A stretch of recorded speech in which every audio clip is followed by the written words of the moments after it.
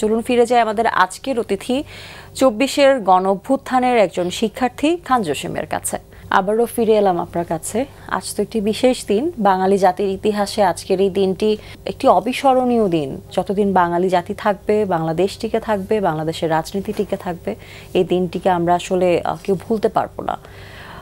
গণ অভ্যুত্থান, ছাত্র জনতার সাথে আসলে সকলের একাত্মতা প্রকাশের একটা বিশেষ অর্জনের দিন, বিশাল অর্জনের দিন। এবং এই দিনটিতে অনেক রকম ক্ষতি হয়েছে, অনেক রকম ঝড়ঝাপটা গেছে। এরপরেই তো বাংলাদেশের নতুন একটি অধ্যায়ের সূচনা হয়েছে। একটু আপনার কাছে জানতে চাই আজকের আলোচনার শুরুতে যে ওই দিন আপনার সাথে কি ঘটেছিল, আপনার চোখ আপনি কিভাবে হারিয়েছেন? আমি আন্দোলনে আহত হই বা চোখে গুলি লাগে 18 জুলাই। তো আমরা তো প্রথম দিন থেকে আন্দোলনে ছিলাম, যেদিন 18 সালের পরিপত্র, কোটা বাতিল করে যে পরিপত্রটা জারি হয়, বাতিল করে যে পরিপত্র জারি হয়েছিল 18 সালে, তো সেইটা যখন হাইকোর্ট থেকে অবৈধ ঘোষণা করে, তো তখন আমরা লাইব্রেরি থেকে ইনস্ট্যান্ট মিছিল বের করি। সেই মিছিলটাই আমি ছিলাম সামনের দিকেই, এবং আমি আসলে 18 যে কোঠা আন্দোলন, সেই কোটা আন্দোলনে আমি ছিলাম। সেখানে পুলিশের বাড়ি খাইছি, খুবই বাজে অবস্থা হয়েছিল তখন। তো যাই হোক, যখন 18 কোটা যে পরিপত্রটা, সেটা যখন হাইকোর্ট থেকে অবৈধ ঘোষণা করে, আমরা লাইব্রেরি থেকে একটা ইনস্ট্যান্ট মিছিল বের করি। ওই মিছিলটাই হচ্ছে আমাদের আন্দোলনের শুরু। ওইটাকেও মনে রাখি, সময় কত ছিল তখন? ওই মানে গত বছর 24-এর কোরবানির আগে একদিন নিয়ে মিছিলটা হয়। প্রথম যেদিন পরিপত্রটা বাতিল হয়, ইনস্ট্যান্ট আমরা মানে বিক্ষুব্ধ একটা মিছিল। ওটা কোনো পরিকল্পিত না, বা ওখানে কোনো লিডারও নাই, কোনো কিছুই না, এমনিতেই আমরা লাইব্রেরি যারা পড়তাম তারা বের করছি। তো এরপরে 1 জুলাই থেকে হচ্ছে আমাদের একটা মানে সাংগঠনিক লিডিংয়ে আন্দোলনটা শুরু হয়। তো এই 1 জুলাই থেকে শুরু করে 14 জুলাই পর্যন্ত আমাদের আন্দোলনটা ছিল কোটা কেন্দ্রিক, শুধু কোটার সংস্কারের জন্য।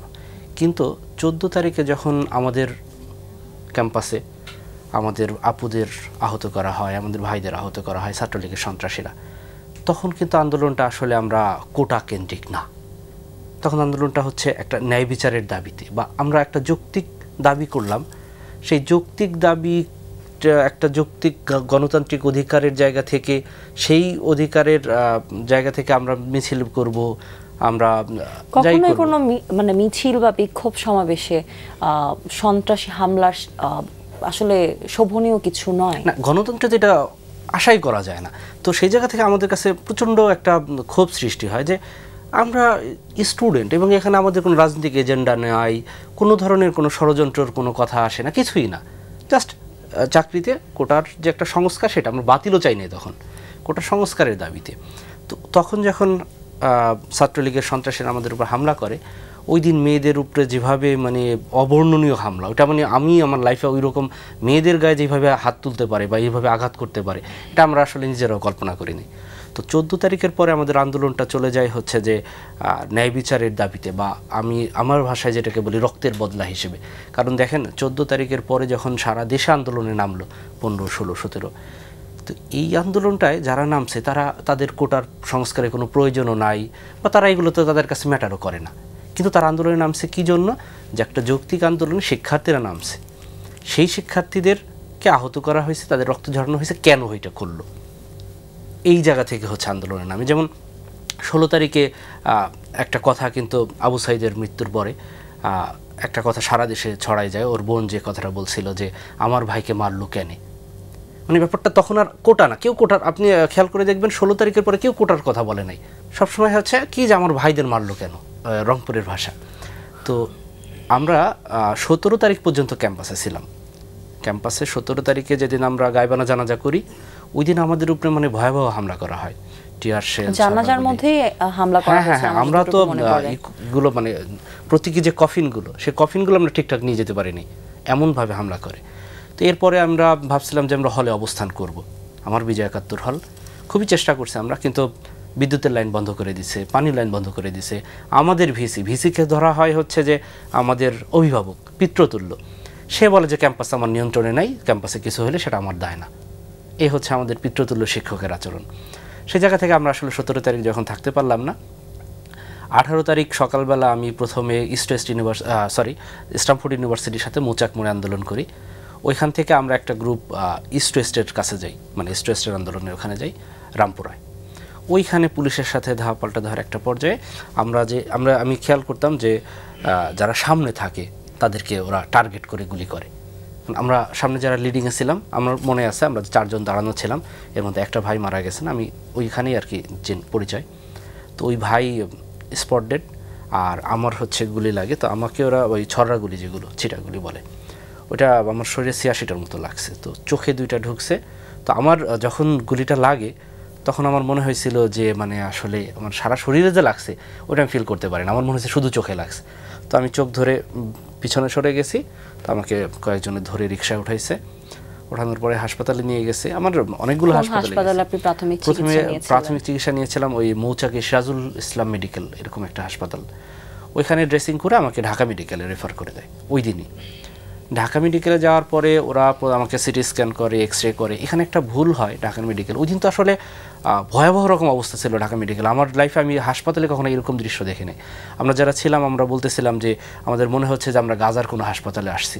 প্রতি মিনিটে একটা করে রোগী আসতেছে এবং তাদের অবস্থা খুবই শোচনীয়। তো সেই জায়গা থেকে ওখানে মানে ডাক্তারদের আমি দোষ দেব না, কারণ ওই দিন যা প্রেশার ছিল তাদের একটা ভুল হতেই পারে।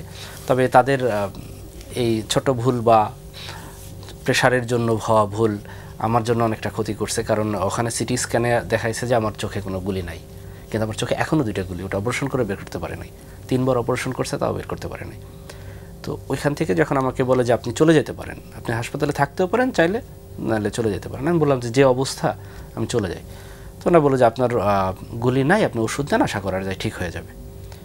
তো ওই দিন যখন আমি চলে আসি, আমার একটা কথা আমি উল্লেখ করতে চাই। ওই দিন ঢাকা মেডিকেলে একটা দৃশ্য আমার সব থেকে এখনও আমার চোখে ভাসে, যে আমি যে গেছি, আমার সাথে 2টা বন্ধু গেছে, একটা বান্ধবী গেছে, তার হাজবেন্ড গেছে, কিন্তু আমি অ্যাবাউট টু ডাই 4-5টা মানুষ যারা মুখ মানে হাত পা নাড়াতে পারতেছে না, এমন অবস্থা, মানে খুবই ভয়াবহ অবস্থা। তার স্ট্রেচারের উপরে শোয়ানো, তার সাথে কেউ নাই। সে যদি মারা যায় তার মুখে যে একটু পানি দিবে এমন কেউ নাই। এবং হাসপাতালের যে পরিস্থিতি, একজন আরেকজন তাকানোর সুযোগ নাই, সময়ও নাই। তো ওখান থেকে আমাকে রিলিজ দিয়ে দেয়, মানে চলে আসতে পারে। আমি বাসায় আসি, আমার একটা ফ্রেন্ডের বাসায়। ওখানে আমি 2 দিন অবস্থান করি, তখন তো কারফিউ ছিল। তো আমার এরপরে আসলে হাসপাতালে ডাক্তার দেখানোর দরকার ছিল, কিন্তু ওই কারফিউর জন্য আমি দেখাতে পারিনি। তো যেটা হয়, পরের দিন আমি যখন গোসল করি, মুখে পানি দিই, চোখে পানি দিই, ওইটার পর থেকে আমি টোটালি একেবারে অন্ধকার দেখি, মানে টোটালি চোখে আর কিছু দেখতে পাই না।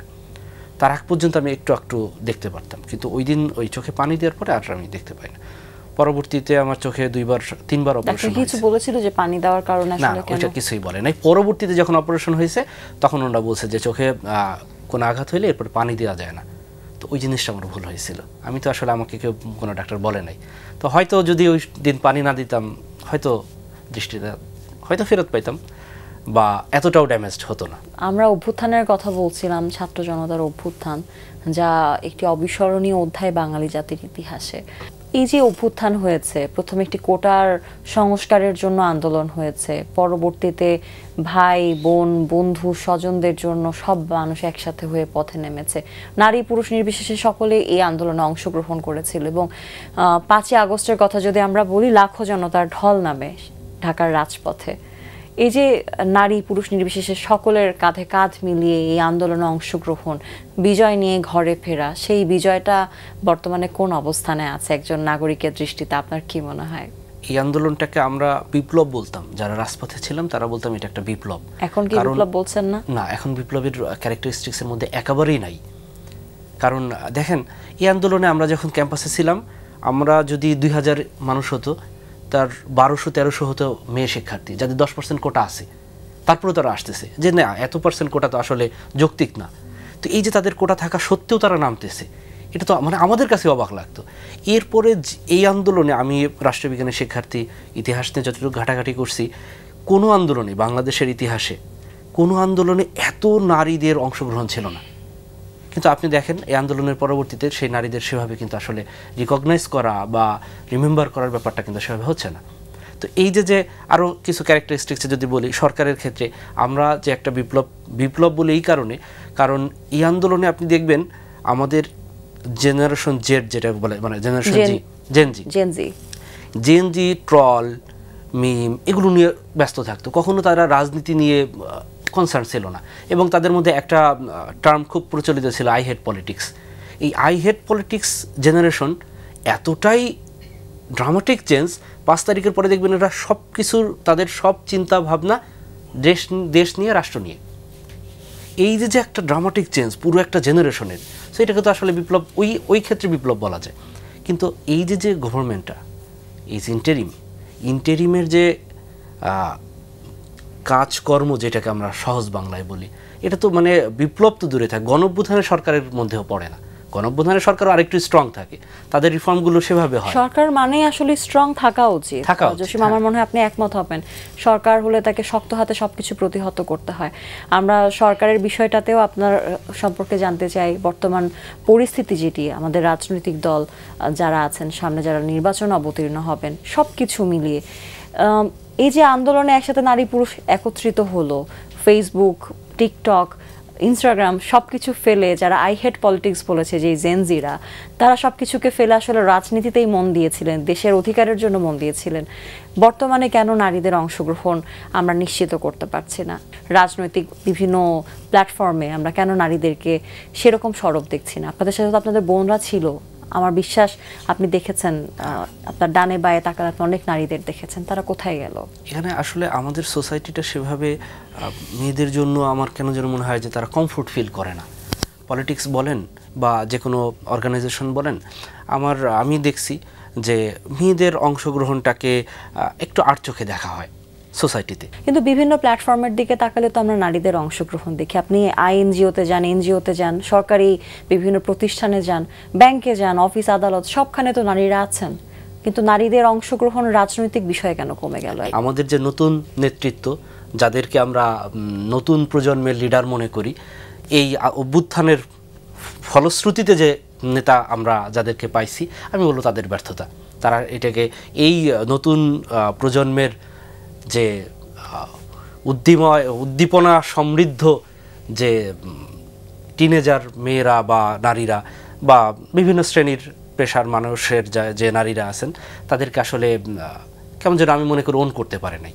তাদের রাজনৈতিক প্ল্যাটফর্মে যদি আমি ফ্র্যাঙ্কলি যদি বলি, যে আপনি দেখেন এনসিপিতে নারী নিয়ে কিন্তু বেশ একটু সমালোচনা হয়েছে বিভিন্ন কারণে, আমি ঘটনাগুলো উল্লেখ করতে চাই না। তো সেই জায়গা থেকে আমি বলবো তাদের ব্যর্থতাকে পিছিয়ে ফেলে সামনে স্বপ্ন নিয়ে এগিয়ে যেতে হয়। কারণ আমরা বাংলাদেশের নাগরিক, বাংলাদেশ আমাদের স্বপ্ন, বাংলাদেশ আমাদের ধ্যান জ্ঞান। আমরা চাই বাংলাদেশ এগিয়ে যাক। একজন সাধারণ শিক্ষার্থী হিসেবে, সাধারণ নাগরিক হিসেবে আপনার কাছে জানতে চাই, এই বাংলাদেশকে নিয়ে আপনার প্রত্যাশা আসলে কি? অনেক ত্যাগ করেছেন জীবনে, বাংলাদেশের সমৃদ্ধি অর্জনের পথে এগিয়ে যেতে পারলেই তো অবশ্যই আপনারও সমৃদ্ধি অর্জন হয়। সমৃদ্ধির জন্য আপনার প্রত্যাশা কি? দেখেন, এই আন্দোলনের পরবর্তীতে আমরা যে নতুন বাংলাদেশ চেয়েছিলাম, সেই বাংলাদেশের 10% আমরা পাচ্ছি না সেই প্রত্যাশা অনুসারে। তো সেই জায়গা থেকে আমার প্রত্যাশা থাকবে, আমরা যে নতুন বাংলাদেশের স্বপ্ন দেখছি, সেই বাংলাদেশে এই ফার্স্ট যেন করাপশনটা না থাকে। এবং আপনি দেখবেন নতুন জেনারেশন সব থেকে বেশি আলোচিত কথা যে করাপশনটা না থাকে। আর সেকেন্ড কথা হচ্ছে যে যার যে গণতান্ত্রিক অধিকারটা, সে যেন সে প্রপারলি সেটা চর্চা করতে পারে। কাউকে যেন বিভিন্ন ট্যাগ দিয়ে বা কোনো একটা মার্জিনালাইজড করা না হয়, সবাইকে সবার মুক্ত বাকের চর্চা। ওইটাই হলো কথা, যে আমরা হাত প্রসারিত করে আমাদের বুক পেতে দিছি এই আশায় যে আমরা সেই রক্তের বিনিময়ে, জীবনের বিনিময়ে আমরা যেন আবার সেই মুক্তভাবে চলাচল করতে পারি। আমাদের যে স্বাধীনতা, আমাদের যে অধিকার, আমরা সেটা যেন প্রপারলি মানে করতে পারি, ভোগ করতে পারি, অধিকারগুলো আমরা ইউটিলাইজ করতে পারি। আপনার জন্য অনেক অনেক শুভকামনা বাংলাদেশের জন্য। ৭১-এর মুক্তিযুদ্ধের পরে স্বাধীনতা অর্জিত হয়েছিল এবং ৫ই আগস্টের পরে আমরা যে নতুন বাংলাদেশের স্বপ্ন দেখছি, সেই স্বপ্ন অর্জিত হোক আমাদের সকলের হাত ধরে। ধন্যবাদ, দোয়া করবেন। প্রিয় দর্শক, এতক্ষণ কথা হচ্ছিল অতিথির সঙ্গে। এবার সময় হলো বিদায় নেবার। আমাদের অনুষ্ঠান সম্পর্কে আপনার যে কোনো মতামত, পরামর্শ জানাতে লিখুন এই ঠিকানায়। প্রযোজক দিন প্রতিদিন Banglavision, Noor tower, ১১০ Bir Uttam CR Dutta road, Dhaka ১২০৫, phone ৯৬৩২০৩০ থেকে ৪। আমাদের ইমেল অ্যাড্রেস দিন প্রতিদিন@banglavision.tv। জাতীয় কবি কাজী নজরুল ইসলামের একটি উক্তি বলে বিদায় নেব আজ। তিনি বলেছেন, বিদ্রোহী মানে কাউকে না মানা নয়, যা বুঝি না তা মাথা উঁচু করে বুঝি না বলা। দর্শক, সবাই ভালো থাকুন, সুস্থ সুন্দর থাকুন। আচ্ছা, 8টা দিন সবার জন্য শুভ ও কল্যাণময় হোক।